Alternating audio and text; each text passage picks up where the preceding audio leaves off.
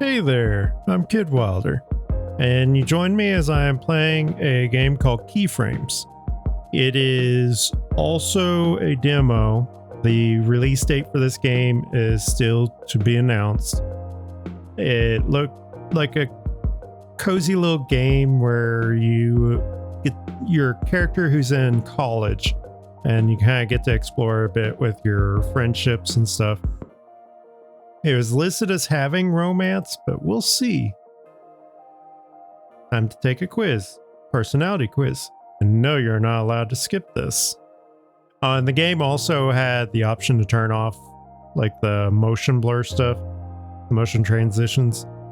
I went ahead and turned them off, so hopefully there won't be anybody that has motion sickness that could potentially have issues. Hey, let's see what this personality quiz is. We're giving you a series of statements for you to answer truthfully. Or not. We're not the boss of you. Let's start. First question.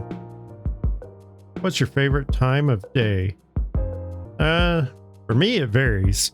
I do like mornings because I like the quiet of mornings before a lot of people start to get up. Afternoon is when it kind of starts to drag on because you're at that point of, I just want this day to be over with. Night is whenever I'm really active because I do a lot of my projects late at night, but I also get up pretty early in the morning and start on a lot of stuff as well. I am constantly on the go. And of course, I love a good sunrise and sunset, but I think I'm going to go with night because that's also the time of the day that I get to spend a lot more time with my wife, because we're able to actually spend more time together at night in between various projects. You're fighting with a friend, but it's gone on long enough. What do you do? Apologize first, even if you don't think you were wrong. Nothing more confrontation is too much. Extend an invitation, but don't acknowledge the argument. Wait until they apologize. You were right. Depends on what the fight's about. So there's certain situations where a disagreement is justified. If this person did something that is opposed to your moral values and they knowingly did that thing, are they even really that much of a friend? Like, they knew that it would upset you, so they went ahead and did it anyway.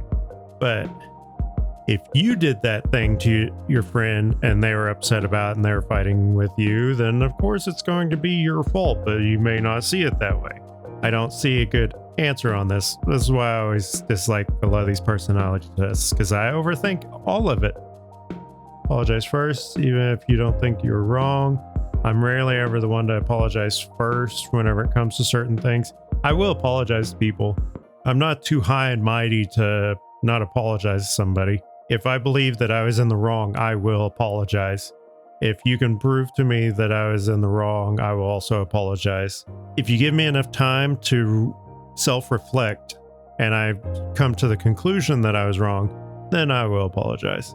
But if you do something and you expect me to apologize for the way I react, I won't apologize just because you expect me to apologize. It has to be something that I come to the decision to apologize. I guess extend an invitation, but don't acknowledge the argument. Are you the type of person who loses hours on social media? I can, because I get distracted with things easily and I will become hyper focused on certain aspects of various stuff. It's not my fault. The ads are so perfectly targeted to me. I don't even have any accounts. I get on social media in my downtime, but I also am a part of several groups where I talk about various things, various projects for the channel, and I kind of work on figuring out what may or may not become a eventual thing for the channel. I mean, I'm constantly trying to look into learning new things. I probably spend less time on social media than a lot of people do, but I do get on there quite a bit because I help people on various forums on multiple platforms. I will do these two answers don't actually properly encompass what I would say, but I'm going to do the ads one because I think that's the closest I can get. Usually stay calm under pressure. Pretty calm. Granted, like anybody, if you let your emotions get the better of you in a high stakes situation, who knows what's going to happen. But typically I stay fairly calm, especially if there's been a few times like somebody rear-ending your car, things like that. My wife has actually had to try to calm me down before I get out and deal with the situation. But I spent most of my life in the high pressure situations, and I've kind of learned how to deal with it. In making a big decision, do you prioritize your emotions or logic? Logic. As I look at things logically, yes, my emotions do play into it. I do calculate how this is going to impact a lot of people, but I also look at it from an emotional standpoint because I want to make sure that whatever happens, they are not going to be emotionally stunted or penalized based off of my decision. So I look at things more logically than I do emotionally, but I am more in tune with people's emotions than I let on. Do you believe in fate? So there's actually an interesting thing about fate. I do, but I don't. So I'm going to say sometimes, because I go back and forth on it. Because the reality is there's a lot of things in which I look at it and think, I should have never been here. So at what point did fate play into me even existing? Because I had a lot of stuff that I probably should have not been running around if existing at all. Had things not happen the way they did, who knows, maybe somebody else would be sitting here talking in a microphone to all of you. But we'll say sometimes. When you make plans with people, what do you prefer?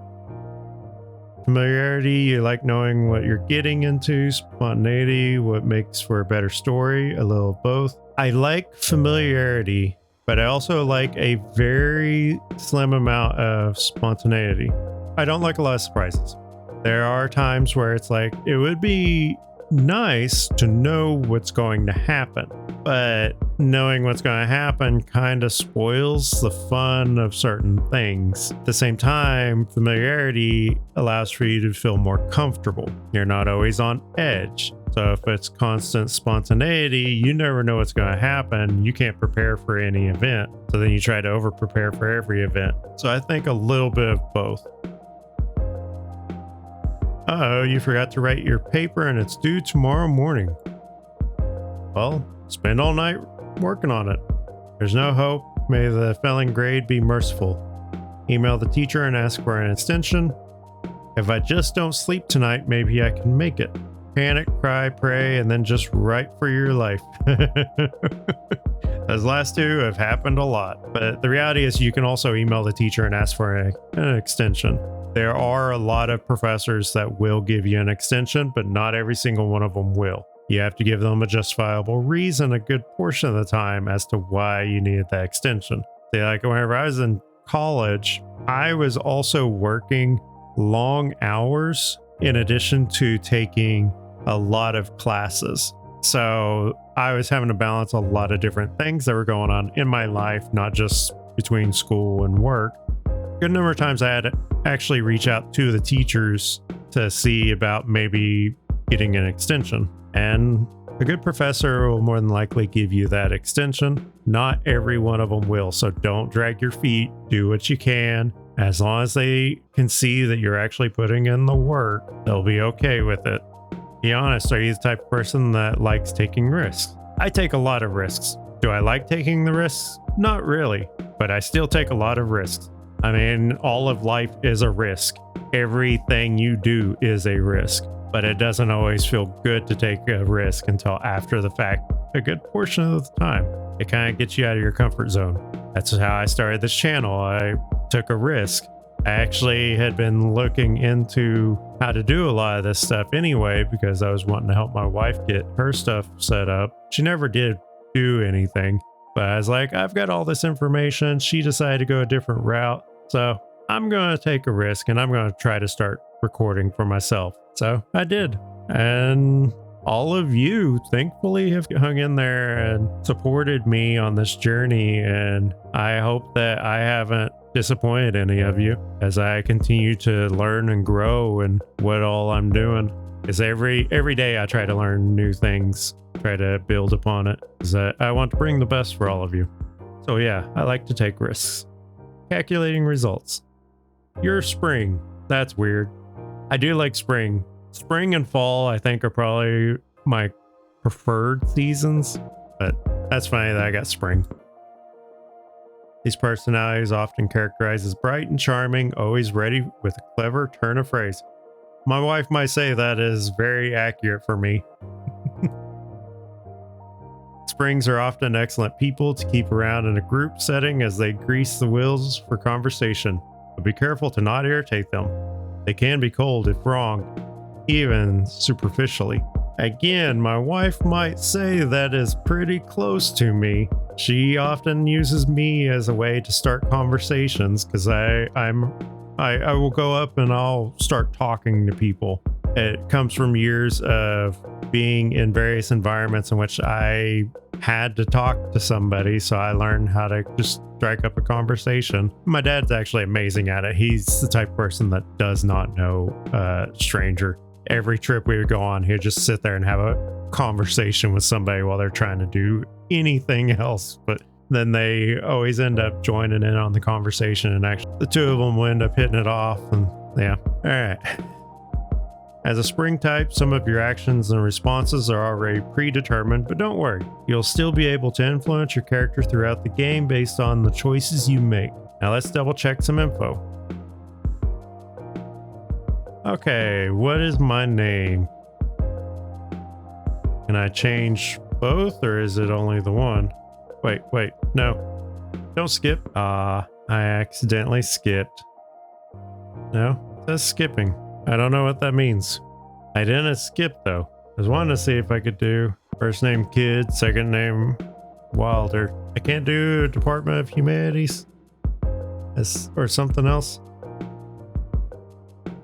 Choose your pronouns. I mean, I prefer he, him, but honestly, I don't really care. You can call me whatever you want, as long as you're not malicious about it. Because I have been called all kinds of things, and some of it is malicious, but a good portion of the time it's somebody that is too insecure with themselves. At some point in this game, members of the cast may behave differently depending on factors related to their/your orientation and presentation. Please select all that applies in respect to how you prefer your character be perceived. If you want them to be feminine, example characters who are shy around women might be shy around my character. Masculine, example characters who are shy around men might be shy around my character. I prefer my character to not be perceived based on either options. See, I'm a guy. I go by masculine terms, but for the most part, a lot of women are actually very comfortable around me. I spend a lot of time working with women. I work with a lot of feminine and masculine types. So a lot of people always end up being very comfortable around me. Not everybody is. And I don't discourage that. I don't want them to believe that they have to be comfortable around everybody. Because the ones that try to make you be comfortable around them may not always be the best one to have around you. But I'm going to go ahead and put masculine. Choose a font you want your main character to use. I don't know. Sure. During some action-packed occasions, Keyframes implements QuickTime events, QTEs, to help direct the narrative. Test each mode and choose what is comfortable for you. You can change this at any point during your playthrough in the settings. Yeah, we'll leave it on default. That was a lot of customizing. Your phone rested you from your dream, and you woke to the scratch of your sheets and the whir of the AC unit. Stretching noiselessly, you reach for your phone amidst the blankets. Muscle memory had you accepting the phone call without so much as a glance at the screen, as you rolled onto your stomach to find a new, more comfortable position. So Cam, yeah, what's up? Whoever you are, you called at the wrong time. I was sleeping. Hey, can you call back later, please? It'd be, yeah, what's up? Morning, Sleeping Beauty. Okay, so Cameron. Cameron, to what do I owe this pleasure? Oh, just wondering what you're up to and if you could spare a glance at the time for little old moi. Am I late for my class? Yeah, sure, anything for you. You open your blurry eyes. In the wash of warm light filtering through the curtains, you recognize the late morning hours stretched across the floor. It had to be well into the day now, and you squinted at your phone for confirmation. 12 p.m. It's noon. Yeah, it's noon. Yeah, so it's time to get up. So true, bestie. You're not getting up, are you? I wasn't planning on it, nope. Well, I tried. Dude, you're too nice. Let me. Hey, you gotta wake up. You'd better not have forgotten. Forgotten what? Today's Raina's barbecue party, remember? Cam and I finished buying the snacks and stuff. We're also like 15 minutes from campus. So, if you still want to ride, you should get up. Like, right now. Oh, that's today. Fuck. And there's the reaction we're looking for. Thank God. It finally sunk in. I'll rush, but no promises. Yeah, well, we'll be at the parking lot, but no promises. Don't listen to Deja. I promise to wait for you. The call dropped and you sprang into action, sprinting across the sun-warmed floor to get ready. The spring semester, second year. You stepped out of your apartment building, bracing for a blast of heat. As the semester was drawing toward its close, temperatures had risen in a way that left you lingering in the chilled indoors. But thankfully today was a perfect spring day, one of the last ones you get before summer crept in. There's just one thing in your way, or well, many things, many people. At this time of day, Bryn Mawr University was as lively as ever. Students moved in and out of lecture halls, and they were clustered everywhere with their eyes on their books, their friends, or their phones.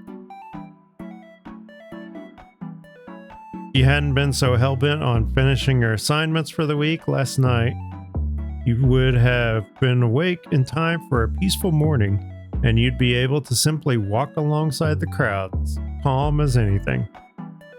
However, you wanted to be prepared, and that meant keeping up with whatever your professors gave you. You needed to get everything done just so you could go a few days without thinking about schoolwork. All your work from the last 2 weeks had piled up right until the last minute. You wanted to be prepared, and that meant keeping up with whatever your professors gave you. And with finals right around the corner, it didn't hurt to reinforce what you'd learned during the semester. And thus, here you are. Excuse me, I'm trying to be somewhere, so scooch your tush, please. You bobbed and weaved, taking timely pirouettes to avoid bumping shoulders. Each time you did so, you were thrown a bewildered look, and every time, without fail, you flashed a charming smile in return. Ah, my bad, but I can't be late, you know. Hey, you should keep your eyes forward. Thanks, but don't have to worry about... Whoa, watch out! You turned at the last second to see an unfortunate student veering out of your way. They were riding a scooter, emphasis on were, as they lost their balance and fell. There was nothing you could do for the scooter as it skidded toward a wall, but instincts kicked in and you grabbed the front of the stranger's shirt to save them from a nasty fall. Their hands in turn flew up to grip your forearms, and you leaned back to balance your weights, gritting your teeth. Gravity be damned or not, your arms were trembling. You gonna get up, or am I gonna let gravity do its thing? Well, that's as far as your heroism would go today. Time to scram. You gonna get up, or are you gonna let gravity do its thing? Stranger took a second to process the steep angle at which they were leaning. They looked mildly impressed at first, and then a slipshod smile crept over their face and their hands fell from your wrists to dangle brazenly to either side. Nah, Nah? I kinda like where I am right now. You do realize you're like 1 second from falling. That's in the future. Right now, I'm just enjoying the view. Oh, you flirt. Oh, is that how they wanted to do this? Yeah, you're not so bad yourself. Just curious, how often does that line work? Geez, it's a good thing that you were such a Samaritan. Wow, you really hated people like them. Yeah, you're not so bad yourself. So I've been told. Though I do like hearing it again. He snorted, lips curling to mirror theirs.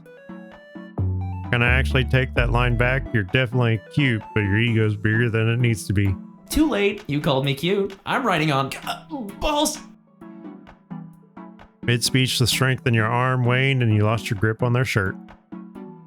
The stranger plummeted to the ground with a groan, and though you winced, amusement quickly colored your face.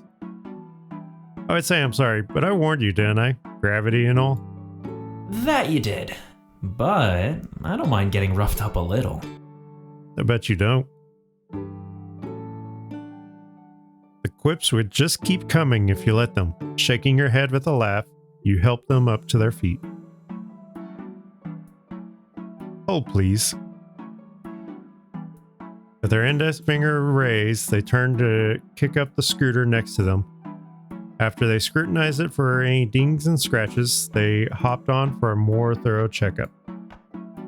They pushed off with their right foot, hand twisting the accelerator so that it started up with a low whir, and set off into a series of slow, smooth laps with you in the center. I don't know why the conversation stopped. Nice, still good. Someone's clearly not in a rush to leave yet. I'm actually running late for our meetup with some friends. Nope, that plot's already taken. Choose another one. They tilted their head, eyes crinkling into little crescents. We can share, can't we?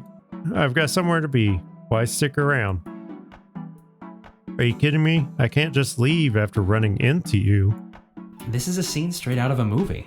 One of us is supposed to fall head over heels for the other, you know. Really? Now? Yup. Movie law dictates it. I mean, 50,000 students on campus and you bumped into me? We can't ignore that. Tell you what though, you can decide who falls for who. I'm a romantic, so I can play whichever part. They really liked to lay it on thick, didn't they? It was starting to bother you. What a riot. They knew just how to clap back every time. You didn't doubt that. They'd been super forward from the jump. They were being quite cute. Cheesiness and all. Honestly, you weren't very sure how to respond. What a riot. Yeah, I like people with quick jibs.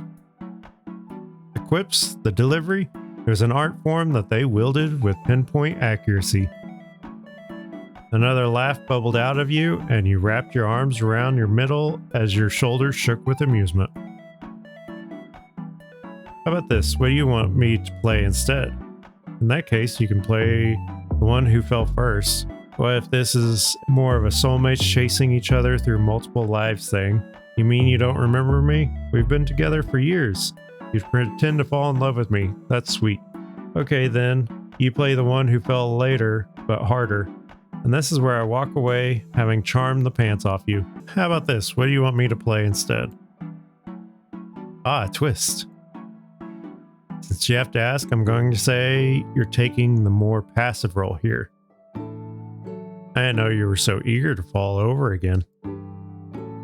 Hey, it's not falling over, it's falling in. There's a breezy confidence in the way they answered you, and the easy lilt to their voice told you they were more than used to this kind of tomfoolery.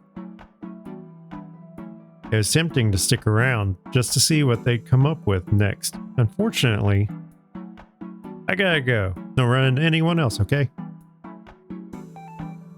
Am I allowed to take that as you wanting me for yourself? You didn't reply, but you didn't need to. The way your lips pressed together in an attempt to hide your amusement was telling enough. You knew they'd seen it since their mouth was quirking into something between a smirk and a smile, into something that, for all their wit, was mellow and indulgent. I'll see you around. They lifted a hand, throwing you a two-fingered salute as you stepped past. You nodded back, turning to keep eye contact before winking, bringing a hand up to blow a kiss. They got one final indignant laugh out of them, which rang cheerfully in your ears as you spun to scamper away. You'd lost valuable time, and so you dared to break into a jog as soon as you had a straight shot across the green. This time, thankfully, there were no collisions to be had. You slowed to walk off the light stitch in your chest, slipping by a group of students going in the opposite direction. Man, whoever that was over there, they're really passionate about that song. Tell me about it. As you headed between the rows of parked cars, an electric beat filled the air. The source, a van with the front windows rolled down, as its occupants rocked out to a song from a decade ago. Side to side. Side to side. Cameron sat in the driver's seat, two-tone hair flying wildly as they banged out a beat on the car door. They were one of your best friends as well as a year above you in the same major. More importantly, they were a self-professed champion of car karaoke. When it came to immersing oneself in song, passion was the name of the game. And for Cam, that meant there's no need to worry about hitting the right notes. Because baby tonight... Hey! Speakers went abruptly quiet right as they reached the high note. With a devastated gasp, Cam jerked around to face the passenger seat, where your roommate, Pigeon, laughed with delicate glee. Deja was the third member of your unforgivable trio, an incorrigible tease always looking for an opportunity to poke fun. She'd obviously been waiting for the right moment to turn the volume down. Hey, turn that back up. Cam was having a moment. When are they not having a moment? Still, you caught Deja rolling her eyes fondly as she spun the dial halfway back up. Music pulsed from the speakers again, and Cameron leaned out at their window with a raucous laugh. You launched into a cartwheel, you started beatboxing, you danced your way over to the beat. You know, people all over the parking lot could hear you, right? I'm not really a cartwheel type person. I mean, I might beatbox poorly. I don't know. It depends on my mood, maybe. Dance your way over to the beat. Again, I might dance poorly. It depends on my mood. Yeah, we'll dance over to the beat. A hop, a skip, a sway, and a sachet. You kept perfect time. No, that doesn't sound like me. AMF Cam was still singing along. They signaled their admiration by clapping to the beat. Maybe I should start sleeping in if I'll have this much energy. D, we all know you'd never, ever sleep in. I'm not that late, am I? Anyway, get in already. Oh kid, hold up. Back up a little. You stopped with a puzzled blink, then did as you were told. While you took a few steps backward, the side door to the car popped free and slid open. Alright, now dive in. Huh? Dive in. Come on, it'll be funny. Deja popped her head out from behind Cameron's. Their brazen suggestion hadn't triggered any alarm, merely a listless smile coupled with a roll of her eyes. Don't listen to them, kid. Remember your middle school training. Peer pressure isn't cool. I'm not pressuring him. He can do whatever he wants. Cameron said, you didn't miss how their muted lilac eyes flicked to the side, clearly wanting you to indulge them. They're always a bit on the reckless side when it was just the three of you. If there was a chance to goof off, they'd take it, and you weren't careful, you'd get swept along for the ride. Despite Cameron's invitation, you simply jumped into your seat and with no added theatrics. And why not? Time to jump for it. In the name of not being influenced and in the name of fun, climb through Cameron's window instead. I think it would be funny to go through Cameron's window. Settle up to and alongside the car, ignoring the open door as well as Cam's defeated pout. They leaned back in their seat, ready to complain, and that was all the opportunity you needed. Quickly, you hopped up, snaking your arms through the window and levering yourself up and over. Incoming! The car rocked a final time as you wiggled yourself torso first inside, collapsing unceremoniously onto Cameron's lap. Holy shit, hello! Hello, Cameron, my love. Why? What was the thought process here? There was no thought process. Expected the unexpected. Cackling, you scrambled out of their lap over the middle console and into the middle row of seats, avoiding a swat from Deja along the way. Honestly, this kind of tomfoolery was pretty common when it was just three of you. Subverting Cam's jokes to get an extra laugh out of them was practically habit thanks to all the time you'd spent together until now. Granted, this was the first time they'd asked you to pull this particular stunt. From how they were stifling the occasional giggle into the back of one hand, you had the feeling they'd gotten all they asked for and more. Camcorder to Ice Queen. I repeat, camcorder to Ice Queen. The package was received safely. Now awaiting new orders. Over. We proceed as planned. Onwards to Raina. To Raina! You all clicked your seatbelts in and Cameron shifted the car into reverse. Twisting in their seat, they gave a quick, peppy salute before settling one hand on the back of Deja's headrest. They maneuvered out of their parking spot with a practiced turn of the wheel, looking backward all the while. It was inevitable you'd make eye contact, and when you did, they winked. I know. I'm the coolest, aren't I? On most people, this kind of ego-boosting question would come off as arrogant. On Cameron, it came off as an intentional joke, a way to keep the energy light. You and Deja had the rare privilege of seeing Cameron at their silliest, and they made sure you knew it. I don't know why you keep doing that when you have a perfectly good backup camera. Cool? Nah, I think it's hot when you do that. Cam, if you have to ask, then you're not being cool. Honestly, yes, if you have a perfectly good backup camera, you should use it, but at the same time, it has blind spots, so you also need to be looking around in addition to the possibility of using your camera. I kind of am tempted to say cool. Nah, I think it's hot when you do that. Cameron slammed on the brakes and you jostled forward against your seatbelt with an oof. The sudden whiplash drew a disapproving glare from Deja. Get a grip, Cam. How can I? Kid just called me hot. Are you actually embarrassed? Walk it off. I've called you worse. No, yes, Lord, I am not your strongest soldier. You're agnostic. Also, you're holding up a line. Ah, shit.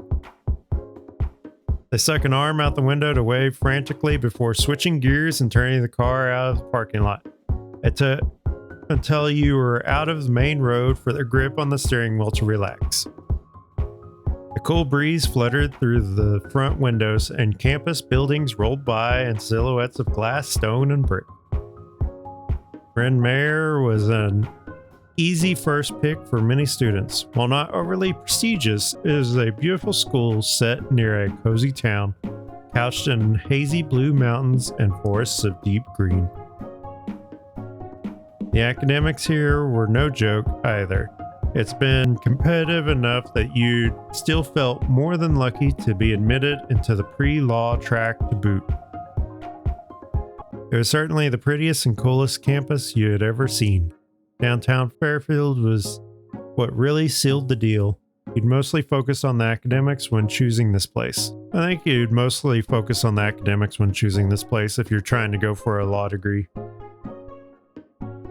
Bryn Mawr was among the best in the country for political science majors with a strong foundation for anyone looking to get into law school. The professors were attentive and engaging, and more than a few were still judges or practicing lawyers.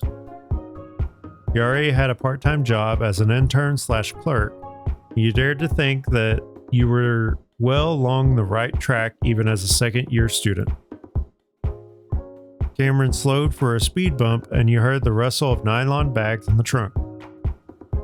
How did shopping go? Deja tipped her head back for a laugh, more of a sharp exhale, really. It was easy to miss these mini laughs of hers if you didn't know what to listen for. Should I tell him or will you? Why, what did you do, Cam? Why do you assume it's me who did something? Remember, in the court of law, everyone is presumed innocent before they are. You're not on trial, but if you were, we present to the court a picture of a certain pyramid of paper towels knocked all over the floor. We had a defective wheel and the cart wouldn't steer right. And we're sure that was the cart's fault? Cam, remember, we volunteer nothing, stay quiet. Cam, were you guys alright? Sounds like a weak defense to me. Cam, remember, we volunteer nothing, stay quiet. You're so right. They clamped their mouths shut, twisting an invisible key at the corner and tossing it away. Well, as an eyewitness to the crime, I've got plenty to say. She's bluffing, stay strong. Honestly, it's not like anything actually broke. The employee said it was fine, but Cam's convinced they can't ever go back to Dickinson's again. Probably for the best. You won't stop laughing whenever we pull up. No, but the macadamia nuts there are Deja's favorite. Hook up, Cam. It's the closest store to campus. Probably for the best. Dickinson. It's always in one ear and out the other for you. Cameron snickered, and as they flicked the turn signal on, Deja tilted her head to look back at you. You met her eye with a lifted brow, watching as that typical teasing smile came to her lips. It didn't take a genius to guess that she was about to say something at your mild expense. Rough morning, huh? Oh, I agree. Your morning at the store was an eventful one indeed. You know, I meant your morning. Naturally, you hadn't been set up for success today. Your room had been a mess, you'd woken up late, you'd had to run across campus, and you gotten held up by that stranger. There was a lot to say about your morning from that alone, but did you want to tell your friends? Hey, why not? Tell them about that actually. You didn't want to tell them you'd almost been even later thanks to that encounter? Go ahead and tell them about that. Well, I ran into someone on the way over. From where? No, I mean like I ran into someone. I didn't know them. You crashed, ran? Almost, yep. I had to catch them. LMAO, what happened? God, okay, so they fell off their scooter trying to avoid me and I grabbed them by the shirt. Their poor shirt. Hey, better that than they actually get injured or something. And then what happened? Then they turned it into a whole rom-com thing. Really big on the sappy jokes, you know. Uh-huh. What's that for? What? What did I say? You get those smoke smiles off your faces. You leaned forward to drum your hands petulantly on their seats, and Deja laughed, unlocking her phone as she leaned away. I have no idea what you're talking about. Anyway, did you get a name? Cameron wiggled her eyebrows enticingly in the rearview mirror, and you scoffed. Your friends weren't the biggest gossips, but they could still be quite nosy in their own right. Cam's curiosity was born of genuine interest, wanting to know for knowing's sake, but Deja wanted to praise. At the very least, she'd make it heard whether she thought someone was bad news. She had a good radar for bullshit no matter the context. Crappy sales deals disintegrating under her discerning eye. Crappy sales deals disintegrated under her discerning eye, and anyone with ill intent could look forward to the same. Alas. No, I didn't. What? Boo.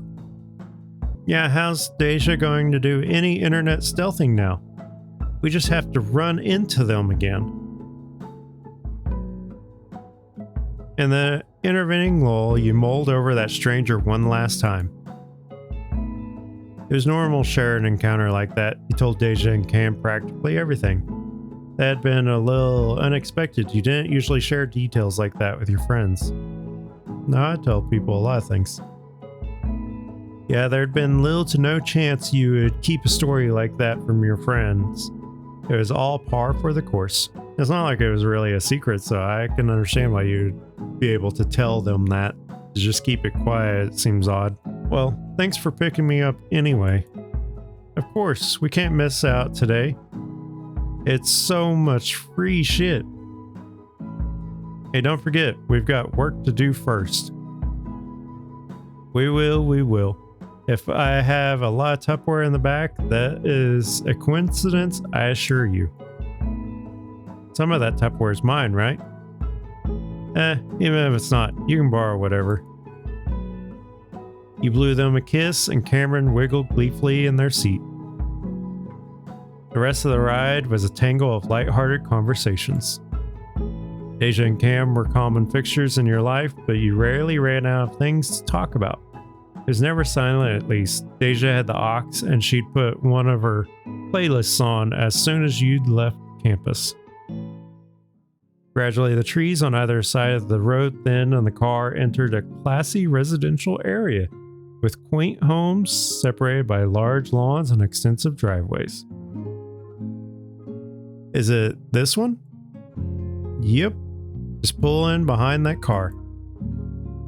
Cameron pulled over, fitting the van into an empty spot. From the number of other vehicles already here, you're probably among the last of the helpers to arrive. Hopefully, Raina wouldn't mind. Peering out the window again, you were struck by the suburban mood that blanketed the entire area. Man, who's getting housing out here? This is way fancier than what's on campus. Huh? Oh, nah, this isn't for students. Raina lives here? She sure does. Deja flicked her wrists impassively, speaking with the bluntness of someone who'd seen this view one too many times. It's a legit neighborhood. Some of our professors live here, the tenured ones. Cam, I'm pretty sure your first year seminar professor is her neighbor. No, Miss Gregory? Yep, apparently she swings by with muffins. Man, we didn't call her a G for nothing. I love you, Miss G. Cameron hollered after sticking their head through the window, fist pumping on their chest to express their admiration. Deja snorted. So close. It's the one on the other side.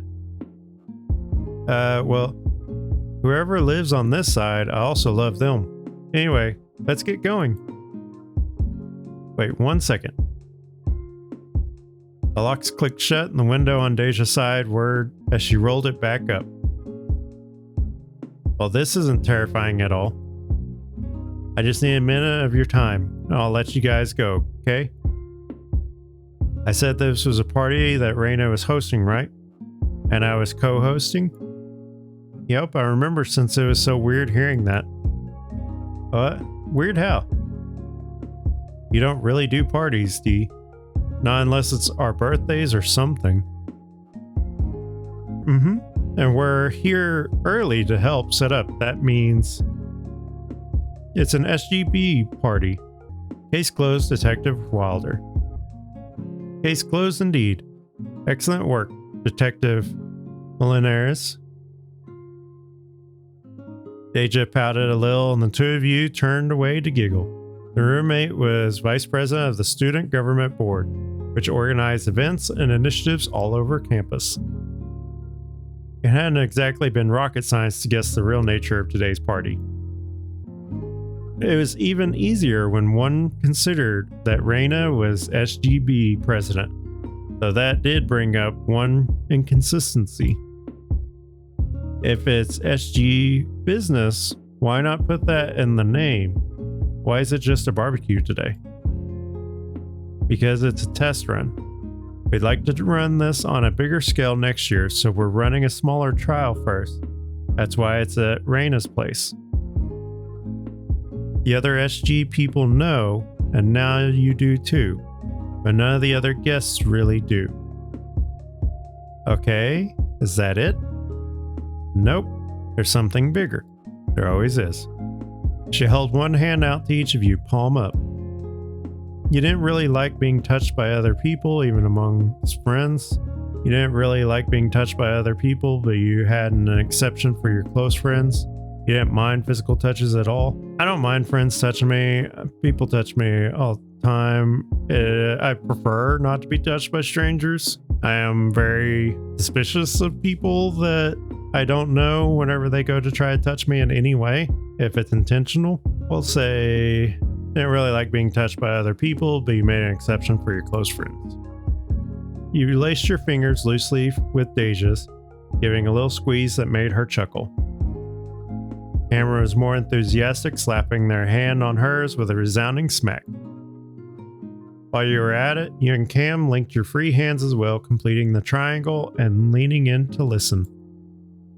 There was a pause as Deja's gaze glided from you to Cameron and back. The anticipation built as she gathered her words. The barbecue has a game at the end, a scavenger hunt.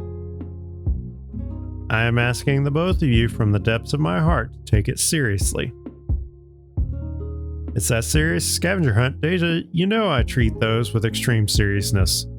From the very depths of your heart, now I know you mean business. You didn't comment, patiently waiting for her next words.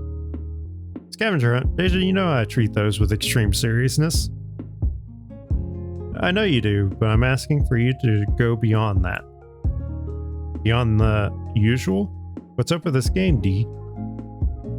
Scavenger hunt, my friends, has a prize of $500. Ooh. Suddenly, the car was deathly silent. Let me repeat that. $500 fucking dollars.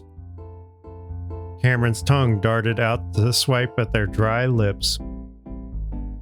Deja, if you're screwing with us, I'm dead ass. This is real. We, along with the rest of the guests, are playing for keeps, and there is, I shit you not, a fat stack of cash waiting in Raina's room as we speak. If there is ever a moment to take my words at face value, it is now, okay? I'm not kidding. That cemented it for Cameron. Holy shit. The car rocked on its axles as they leapt up on their seat, thumping their hands wildly on the steering wheel as they screamed. Even Deja joined in on the chaos, her heels driving into the carpet of Cameron's car in a series of gleeful thumps. The jewelry adorning her body jingling with the movement as she, too, began yelling. You didn't even bat an eye as you simply sat in your seat. You joined in the celebration. Yeah. Your voice joined the mix, and you screamed gleefully at the expensive prize. What couldn't you do with $500? Sure, it'd be split 3 ways, but hello, that'd still be 100-ish more than you'd had when you woke up today. Okay, wait. Cameron came down from their initial shock to seize Deja by the forearms. Your roommate grabbed them back, the white of her manicured nails standing out against the gray of their hoodie. Game plan, what is it? You have to have one, right? Like we're winning the thing, no question. Definitely. I already know where everything is, otherwise there's no point bringing this up. Wait, are we cheating? Deja grinned at you without hesitation, mischief sparking to life in her eyes. Some people call it cheating. I call it the utilization of prior knowledge given my role as party coordinator. That's just a long way of saying we're cheating. If Raina didn't want me to cheat, then she wouldn't have asked me to help hide the items. Besides, just because we know where everything is doesn't guarantee we'll win. We still have to get to everything first if we're going to grab what we need. Nah, it still doesn't feel right. Yeah, there's at a point, nothing wrong with playing to your strengths. When she put it that way, maybe you're fine with it or maybe not. It still doesn't feel right. I understand that's a lot of money, especially to college students. It's like free cash. But for me, there's no justification for cheating in a game like that. And you can try to justify it however you want. I still don't fully agree with it. If the money was up for grabs, it was only fair that you played with the same advantages as everyone else. In other words, with no advantages whatsoever. Nope, I'm not on board with this. Not even if you plugged your ears. I'm not condoning any form of it. Seriously, I'll throw the game if I have to. You didn't let me finish. Cameron's plaintive protest fell on deaf ears as you turned aside with your eyes shut. You wouldn't even risk reading anything off of anyone's lips just in case. But soon enough, you felt a comfortable pat on one elbow and turned cautiously back to see Deja giving you a fondly exasperated look. She waited for you to slowly lower one hand before speaking. Okay, you altruist, you. It sounds so bad when you say it like that.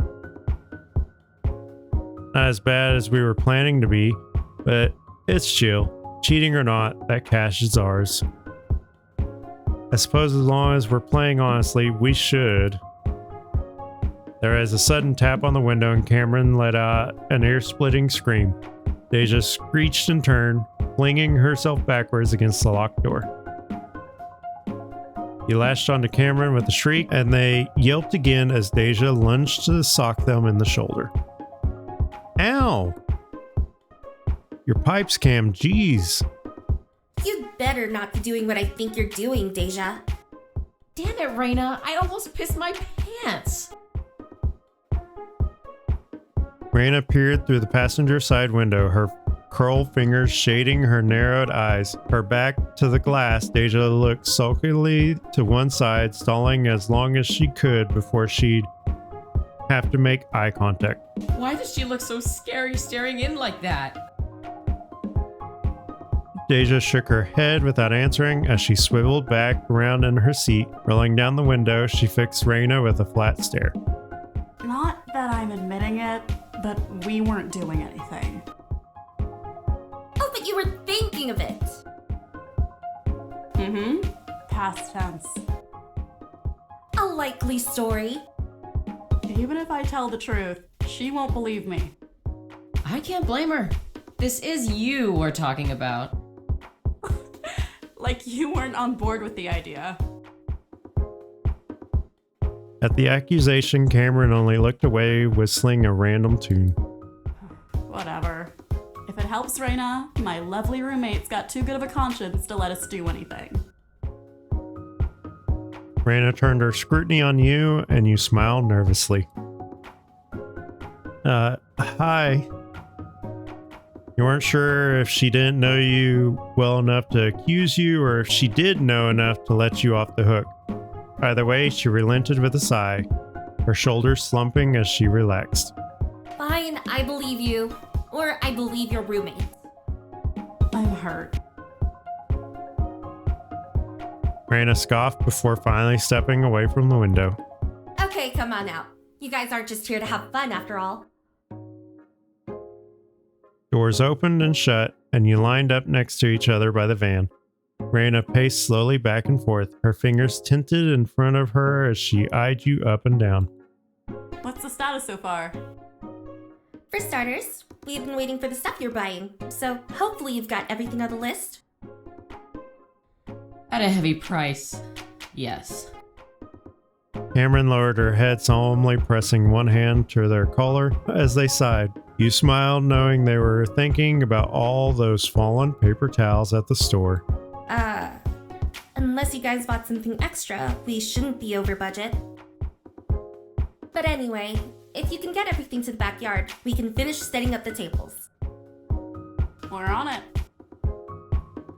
Actually, Deja, I need you to help oversee the other members first. No, what? They're going to ask me what to do. That is part of our job, you know. We're their elected leadership. That doesn't mean they can't fend for themselves. I know, but I have to go move all the scavenger hunt items. Just in case. Then I'll come to relieve you, I promise. Fine. I guess I'll handle the groceries then? Yes, please. Deja can point you to where everything needs to go. Can do.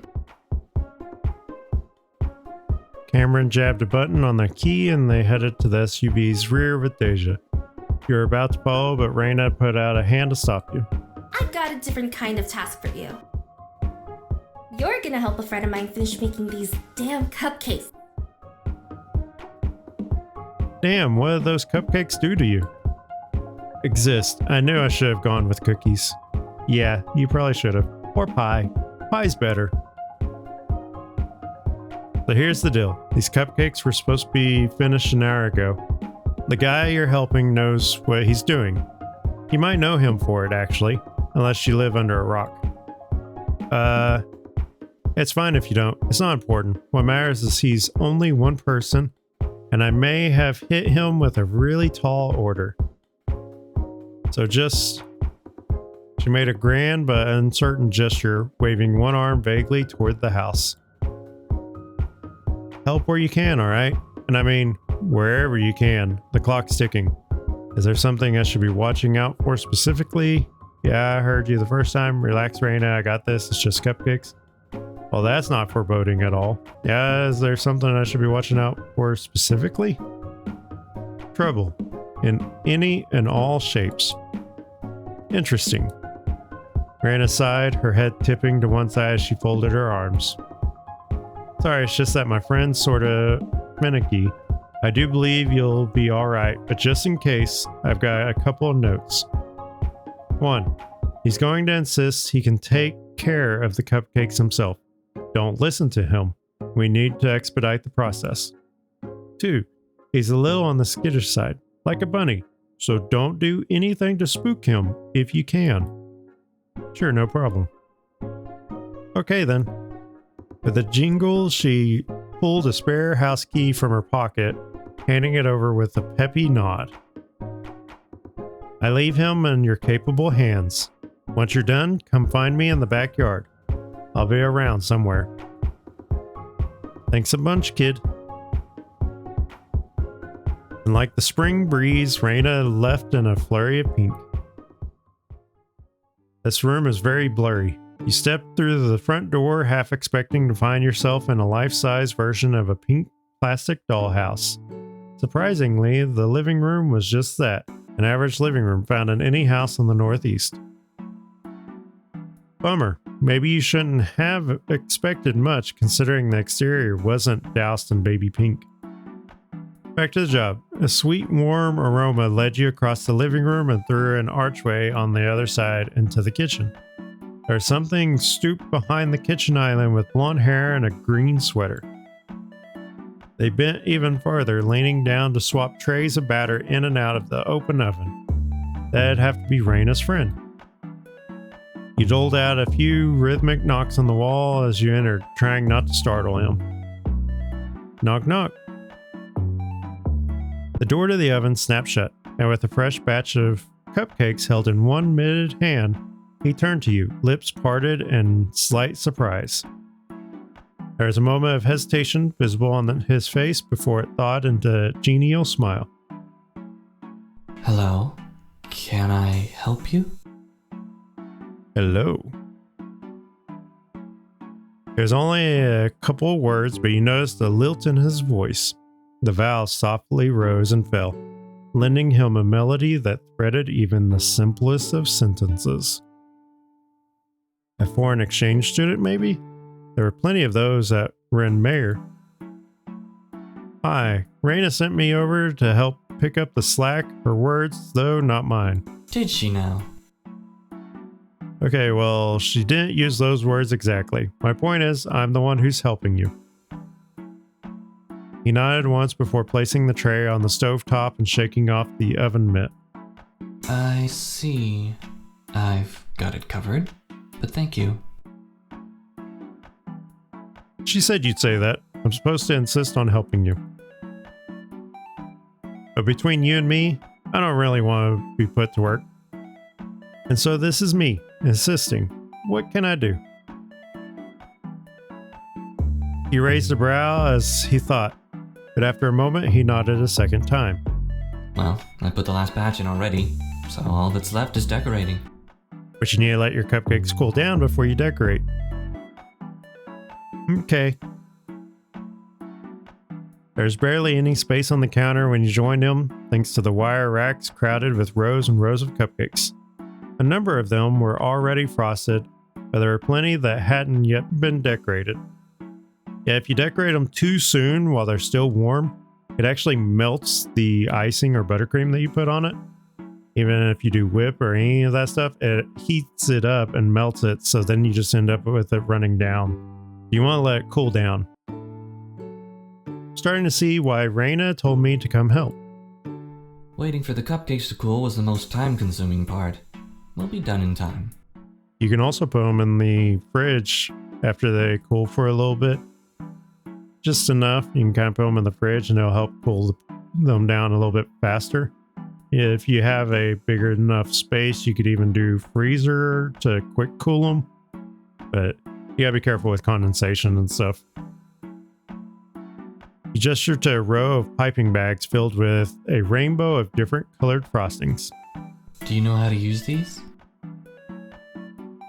Somewhat. I don't really do much decorating. My wife and I, we do Christmas cookies every year. She likes to give them out, and I help her with that. She does most of the decorating. I do the baking. Because I've done a lot of baking in my life, she always tries to take over the majority of it. She always feels bad because I'm on my feet all day when I'm not doing this. So she always tries to take over and I have to maneuver my way in there. But if you want anything fancy, don't come to me unless you want Picasso. And even that won't look great.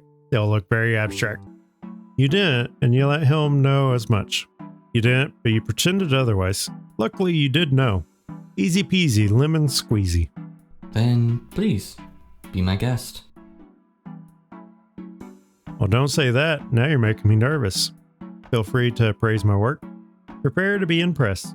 Okay, but don't laugh if it's not up to snuff. Stop, you're gonna jinx me. Yeah, feel free to praise my work. No holds barred? Well, some holds, please. Don't hurt my feelings. I'll try not to. You glance at the cupcakes that were already finished. Some of the designs were singular flowers made of layered petals. Others were entire bouquets of tiny clustered blooms, piped with a confident flair that made for a spectacular show of craftsmanship. Since flowers seemed to be the theme, you quickly pulled aside 3 colors of frosting. With practiced movements, you started piping. Along the way, you switched from white to cream, then to a peachy blush. With a flourish, you lifted the nozzle one last time, revealing a rose that faded from one color to the next. Alas, there's nothing for me to hold back. You did well. You can carry on then. I'll deal with the finishing touches. Returning to a rack of half-decorated pieces, he picked up a piping bag and settled in. Wherever his attention turned, leaves and petals unfurled in flicks of effortless color. Bit by bit, he cultivated a garden out of frosting. Vanilla and sugar wafted through the air, making the scene even more convincing. You're really good at this. He handed over a cupcake with a rosette on it, and he tended to it quickly, creating a cluster of wavy-edged leaves. I'd hope so. I've been doing this for a long time. How long are we talking? 10 years, maybe 11. I hope you're getting paid for this at least. Are you? No, I'm just a humble little volunteer this time around. And all the other times around. I see. Well, today I'm simply honoring a favor. Ooh, where's the justice for us workers, huh? He cracked a wry smile and you grinned right back before realizing that you'd skipped a crucial step. Ah, before I forget it again. I'm Kid, he, him pronouns. You can call me Jamie. He, him. Something tickled the back of your mind when you heard that. Jamie. Yes? Oh no, it's just, I can't quite put my finger on it, but your name reminded me of something. It's an average name. No, there's something like... Then your stomach decided to rumble and your train of thought screeched to a halt. There's no way Jamie hadn't heard it, but he kept piping with his eyes demurely lowered and his mouth shut. That's embarrassing. I was ignoring it for you. And that's nice of you, but it wouldn't have solved the problem if you're catching my drift. Oh, very well. He reached over to hand you yet another unfrosted cupcake. Have one. You didn't wait a single second. Chomp. Oh, no frosting? You made sure to thank him first before digging in. Yeah, thank him first before digging in. Honestly, I don't like cake. Growing up, I used to like cake and then it just kind of waned. I prefer pie. I am a strong believer that pie is better. I know a lot of people will say I'm wrong, but I believe pie is better. I just do not like cake. I really like pie if you can put a dollop of vanilla ice cream on top and you cut into that ice cream right into that really warm pie and the heat from the pie melts the ice cream and it kind of mingles with it. Amazing. But yeah, make sure to thank them first. Thanks. You're welcome. After that, all you had to do was peel the wrapper away and take a bite. Cupcake was light, but decadent, sitting on your tongue with a distinctly floral flavor. It was sweet, of course, but not cloying, something that Jamie seemed to already know as he blinked expectantly at you. It tastes like a flower. That was the plan, yes. Any other notes? You really should consider starting a shop. These are lovely. Well, that's very encouraging to hear. Suddenly there was a rattling sound and you leaned to look through the archway into the dining area. Two silhouettes stood at the back door, rattling the handle to no avail. Damn it, it's locked. I told you, Raina said no one's allowed in until the party starts. Dude, I have to piss so bad. You don't have a spare key? No. But if we go find her now, she might walk you in. You glanced at Jamie, but he hadn't moved an inch. Should we do something about that? No.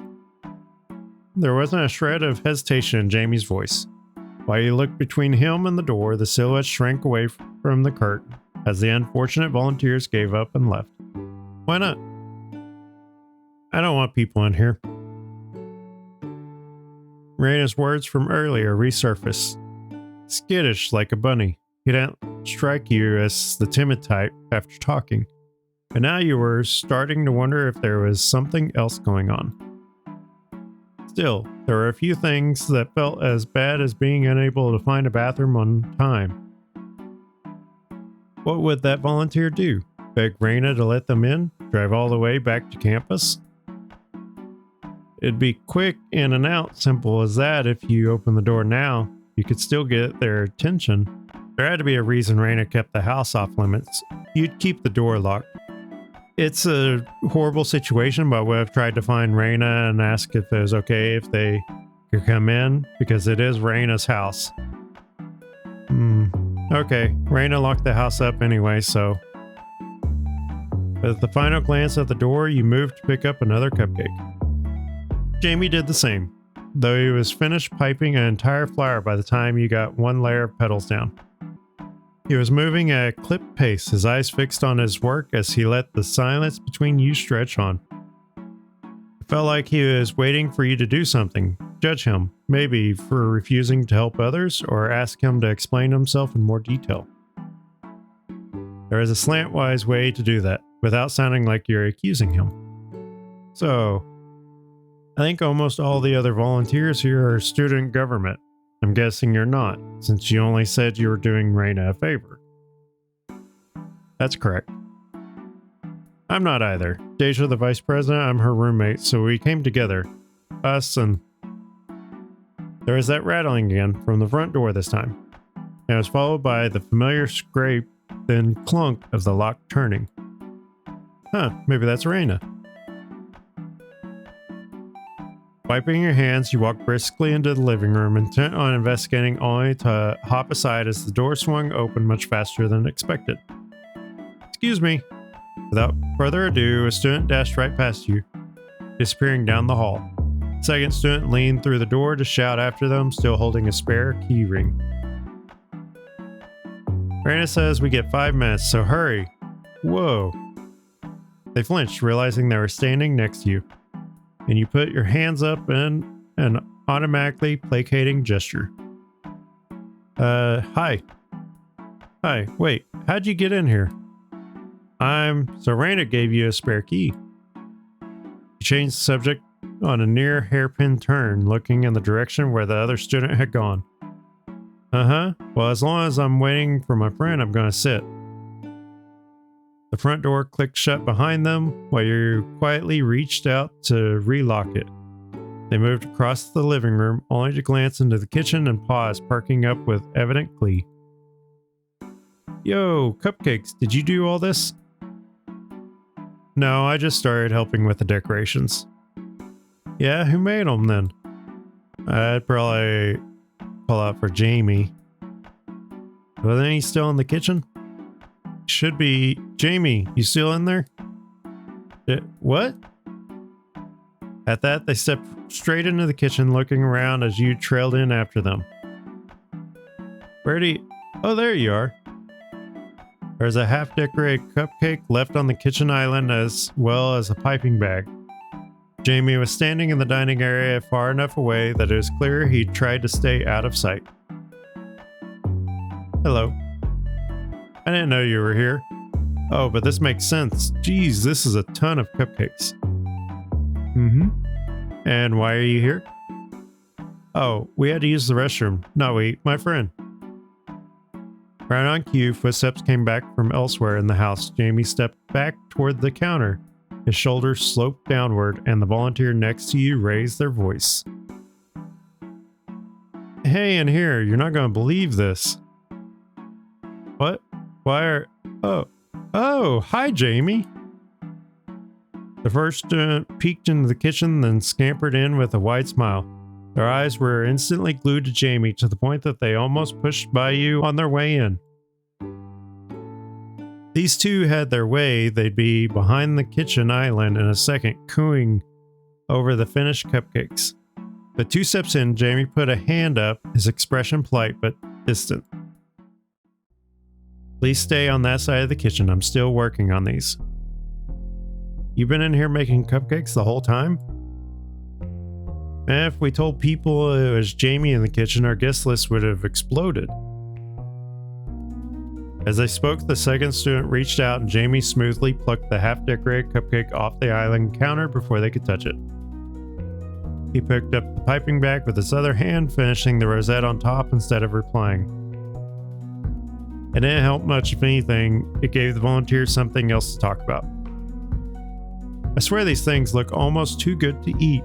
Almost. But really, you could have asked Raina for help. This is so much to handle all by yourself. It wasn't difficult, a little time consuming. Jamie's sentences were oddly short and quiet, but the low volume of his words seemed to encourage the two to crowd a little closer. Come on, you make it look easy, that's all. I know I couldn't do this much detail. The last time I had to decorate cupcakes, I just spread the frosting with a knife. Huh. Their giggle twirled and pitched into higher octave just as the oven timer went off. Jamie reached to turn it off, picking up an oven mitt and opening the door. Are you sure you're not in the food science program? I mean, I know there was a pastry degree or something, you'd be in it. Or like teaching it, Jamie Porter on the faculty. The school would be swimming in tuition fees. And they laughed, bumping each other's shoulders with easy, raucous laughter. You shuffled to one side to keep from getting jostled when what they'd said replayed in your mind. Jamie Porter? What was it Raina had said? You'd know him unless you lived under a rock? You knew what the campus rumor said, of course. Somehow you'd gone almost 2 full years without seeing the man yourself. You'd heard things here and there about a certain transfer student whose smile charmed anyone in a single glance. His good looks, effortless grades, and princely manners made him a shoo-in for the position of campus boyfriend. People loved to talk about him, no matter what program or year they were in. And you'd been decorating cupcakes with him, completely unaware until the final clue fell into place. But seriously, what do I have to do to get a cupcake early? Jamie shook his head, placing the last freshly baked cupcake onto an empty rack. Automatically, he picked up a cooled one, piping half a rose as he spoke. They're not finished. Well, not all of them. What about that one? They leaned forward, lifting a hand to either point at the cupcake in Jamie's hand or reach for it outright. Jamie stepped back and they pulled their hand away, sucking in a breath that turned into a sly chuckle. Yo, just kidding. I see how hard you're working on that one, huh? Got any rejects lying around? I'd be pretty surprised if there were. Yeah, good point. Like Jamie Porter ever messes anything up. The atmosphere in the kitchen had chilled since the volunteers had come in, and neither of them seemed to notice. Glancing at Jamie, you notice he was studiously avoiding eye contact with everyone in the room, you included.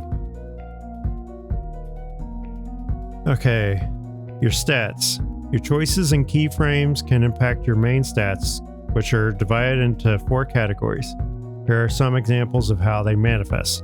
Confidence, so guts, impulse, bravery. Charisma, wit, charm, creativity. Compassion, patience, consideration. Composure, poise, restraint, balance. You can always check your current stats by clicking on the information button located on the quick menu. Stat checks. Some interactions may involve hidden stat checks, and success or failure will impact the story you're playing through. Example, passing a charm check could let you pull off a flirty joke, but failing could cause a fumble instead. But don't worry, Keyframes isn't a pure stat raising game, and our checks are mostly for flavor. Try not to stress. Must be something you could do. Okay, so what are my stats? So my stats are more charisma, confidence, and composure, less compassion. I like the little drawings and notes and stuff. This was getting ridiculous. Time to tattle on these volunteers. To Deja, there's a tactful way to address this. Maybe they were overwhelmed by the jobs they were given.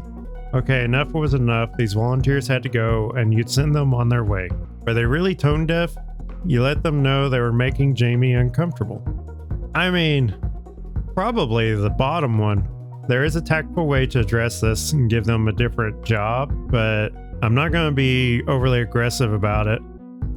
I'll do the bottom one. Pass the charisma check.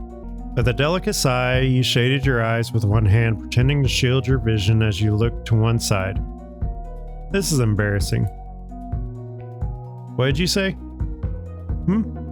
Oh, you're embarrassing yourselves. That got their attention for sure. Both volunteers gave you sharp looks, their eyes lingering on the chagrined smile that you pulled onto your face. What does that mean? You know, I never knew what it meant to talk at someone until now. With a flourish of one hand, you gestured in Jamie's general direction, your smile gaining just a tinge of disdain. I'm just saying, the signals have never been clear. Pretty sure you couldn't be more annoying if you tried. Hey, what's your problem? Nothing, I'm just worried for you. If you're this bad at reading social cues, your friends must really get fed up with you. Seriously, he's trying to work, and you keep pestering him. You stopped short of another sigh, but you still shook your head, your lashes fluttering down. It's kind of sad to see. Mind your own business.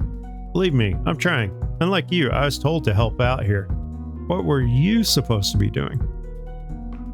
You met their glares with a raised eyebrow, and when you didn't fold under the pressure, they relented, stepping back with surly mumbles. Fine. God, be that way. You know where the door is. You had to beg Raina real hard to get in, so I'm sure you remember how to find it. You winked, and they both slinked to the door, trying their best to look unbothered as they left. In the wake of their departure, Jamie let out a slow, calm breath. I suppose that was inevitable. I admit, I thought since they were student government, they'd be better behaved. You shrugged fluidly, rolling your eyes as you remembered the less than elegant exit the volunteers had made.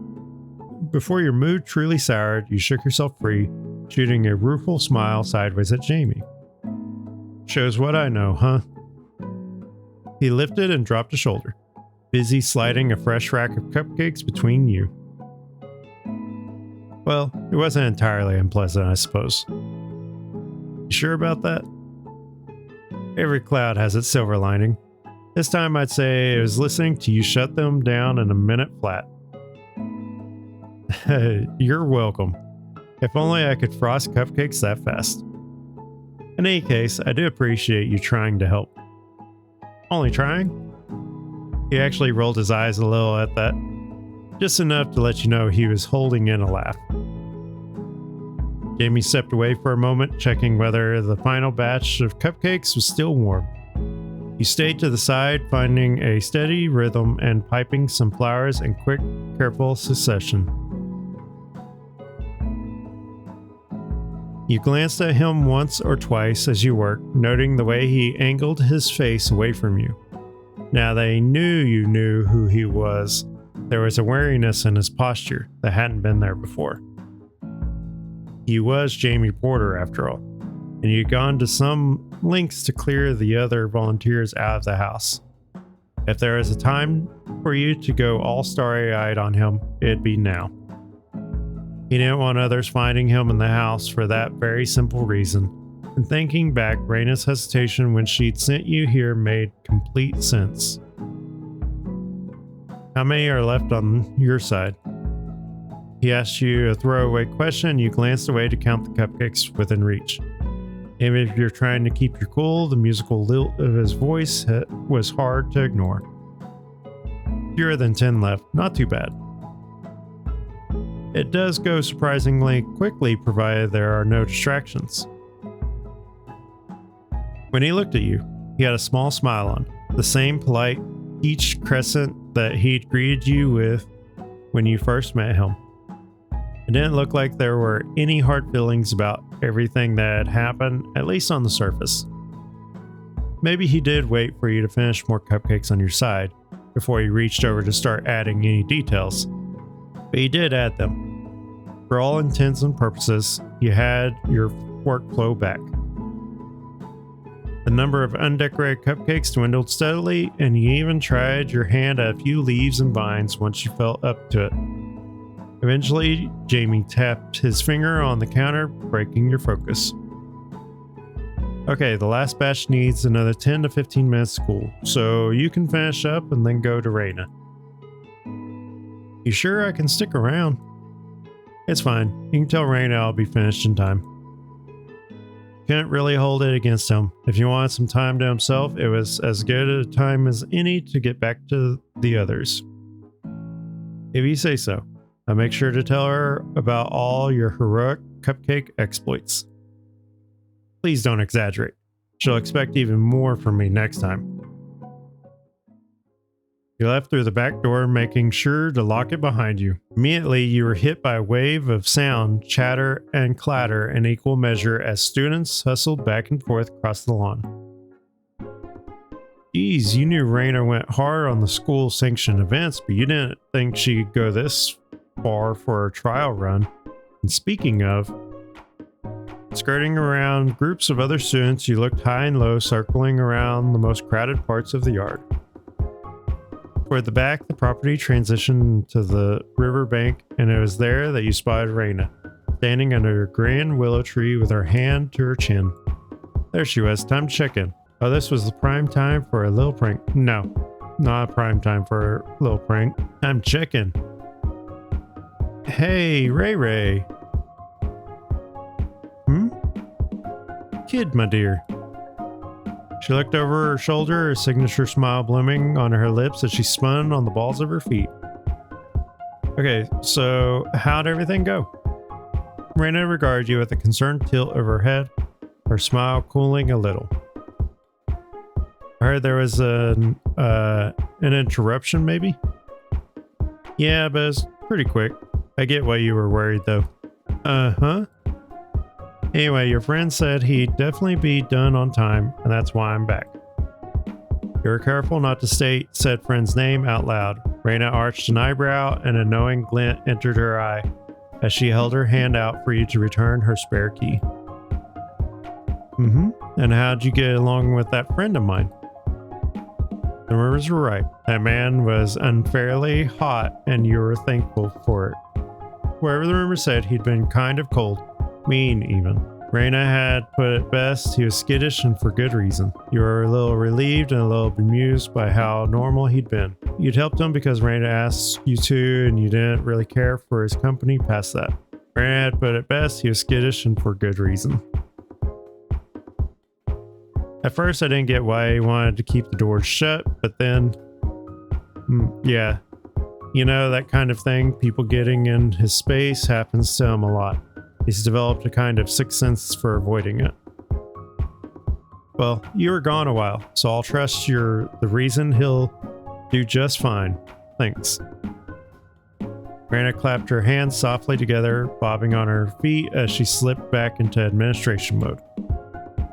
There's one more thing. Cam's getting the food started so you can join them and help man the grills for a while. The grills? Suddenly, Raina's smile looked a lot more nefarious. You do know about... I do. I'm on the opinion they deserve as many chances to improve as it takes. Raina... And besides, I'm sending you to look after them, aren't I? You're an enabler. Always. Now go, before they burn something. You're off like a shot, zipping between tables and students while trying to keep a calm face.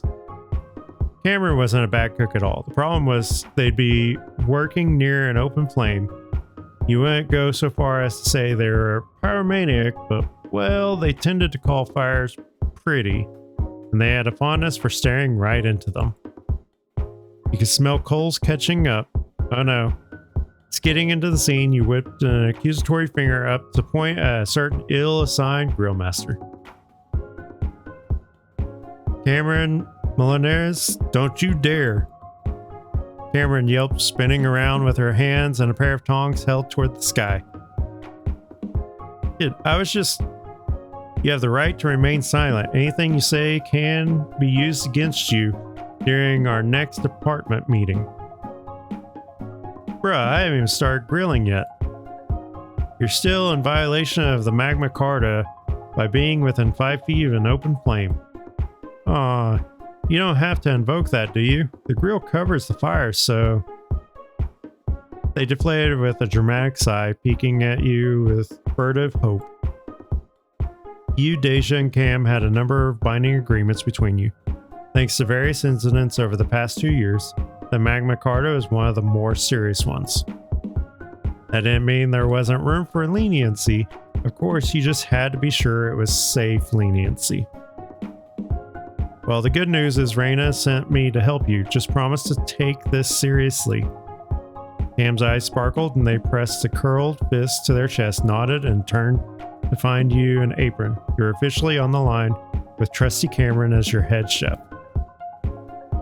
And we're off. Fire at will. Just kidding. Kebabs and burger patties hit the grates with a chorus of happy hisses, and Cameron clicked their tongs gleefully. The air quickly filled with the smell of cooking meat, and volunteers all over the yard started to perk up. Food hitting the grill, of course, meant that prep time was winding down and the party would be starting soon. The end was within sight, or within scent. Now we're at barbecue. Kid, grab that tray. Yep. With your own pair of tongs, you piled skewers and patties in rows, swapping out trays as you needed. Cameron flipped a fresh batch on right afterward, and working together, you had the first of several buffet tables stocked in no time. Then came the vegetarian options, the mixed skewers, the hot dogs, the buns. Tray by tray, stack by stack, you worked in tandem, trading easy jokes and laughs under the cheerful spring sun. It's time. We're gonna have guests arriving soon. The squeak of a megaphone drew your eye to where Raina stood, waving one hand overhead as she waited for everyone to turn her way. She wore a wide, brave smile, and the crowd naturally hushed as the student government waited for its president to speak. No time for pep talks. I appreciate you all for being here, and I have no doubt this is going to be a great event. Let's keep our heads in the game, but let's also have fun, okay? Now on 3, we all scream, let's go chickadees. 1, 2, let's go chickadees. And the party was on. The volunteers dispersed with loud cheers and music started to play from speakers set up on the lawn. There is an answering cheer from outside, and the first guests came through the gate in droves. Welcome everyone. I know I asked you to come hungry, but give our crew a little more time, and that way we'll have everything ready for everyone. Dance, play, run, have fun. Go on. Raina's voice blared through the megaphone once more, effortlessly steering all the new arrivals away and saving you and Cameron from an untimely, ignoble end. You glanced at each other with rueful grins, but before you could pick up the next tray, the SGB Prez herself popped up right next to you. Hello, my little helpers. In a flash, she held both sets of tongs in her hands, clicking them as she nudged you both aside. Thanks for all your hard work. I'll take over from here. For free? Thanks to Kid, who reduced your sentence by keeping you all honest. She winked, waving dismissively as you and Cameron set about untying your aprons. Deja should be around the fire pit if you're looking for her. Go play, frolic, so forth. Frolic? It's a large backyard. Do what your heart desires. Now be gone. With a final wave of her scepter, or tongs, Raina turned back to the grill. Newly dismissed, you and Cameron hustled back toward the riverbank, circling around the crowds until you reached an area strewn with lawn chairs. That's a really big hole for cornhole. I assume that's what that's supposed to be. Well, I guess there's only one. Probably not cornhole. Deja is right at the center, lounging with her bare feet kicked up on the edge of the unlit fire pit. Eee! Incoming! Two of you broke into run. With a raucous clatter, Cam skidded onto their knees and flopped right into Deja's lap. You stopped right behind her, bending and sweeping your arm down for a lavish bow. Hello, darling. Oh, now this is what I call a stylish entrance. While you claimed the second lawn chair, Deja lowered her head, a faint frown crossing her face. Cameron, why do you smell like smoke? Because I was cooking? She raised a single eyebrow and Cameron sat up to pass the buck, scrambling away to perch on your armrest with a mischievous laugh. Kid was supervising. Yeah, I stole a whole thing of charcoal for later.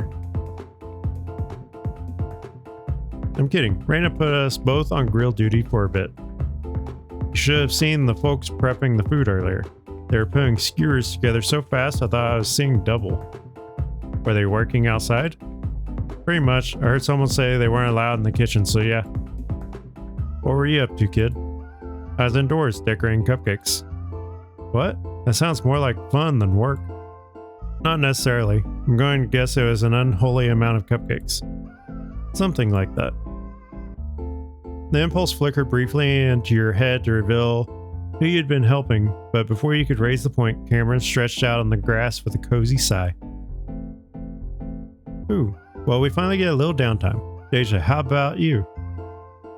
Your roommate grimaced gently, gesturing down at where her heels lay abandoned under her chair. After I was done delegating, Raina asked me to bring care packages to her neighbors to apologize for all the party noise. Man, when Raina plans a party, she plans to kill. Tell me about it. I had to make so many trips back and forth. Hey, check it out, 10 o'clock. You glanced casually to one side, spotting two people setting up a volleyball net on the riverbank. Nearby, a third person stacked spare cases of drinks, establishing the corners of a makeshift court. Hate to say it, but that looks like a safety issue. They're all adults. Besides, it looks like they know what they're doing. As Deja waved a hand lazily, one of the strangers spun a volleyball in their hands, laughing at something their friends were saying. It certainly did look like they were in their element. Why haven't we ever played volleyball? That was a joke, right? I'm going to assume it was a joke. Deja's easygoing smile chilled, and you smothered a small chuckle. It's a little fast-paced, huh? Yeah, I don't know if you've forgotten this about me, Cam, but sports and I don't mix. Cameron shrugged, absentmindedly ripping up a handful of grass to fiddle with. Come on, volleyball's fun. What's so fun about it? All sports are the same. You run around, you sweat, you go home. It's way more than that. For one thing, the players are in different positions and everyone's got their own strengths. You have to build a team first, then you're down to things like, okay, are you a quick tempo team or are you built around your libero?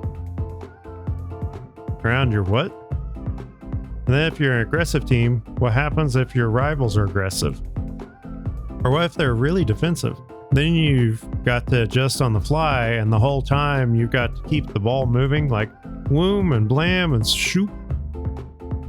Cameron, where's this coming from? How come you know so much about volleyball now?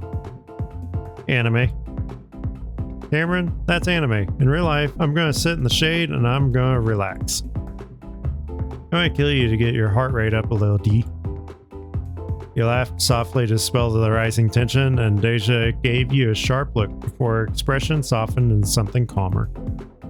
Cameron had caught on as well, and they eased off the pressure, turning to you instead with a rueful shrug.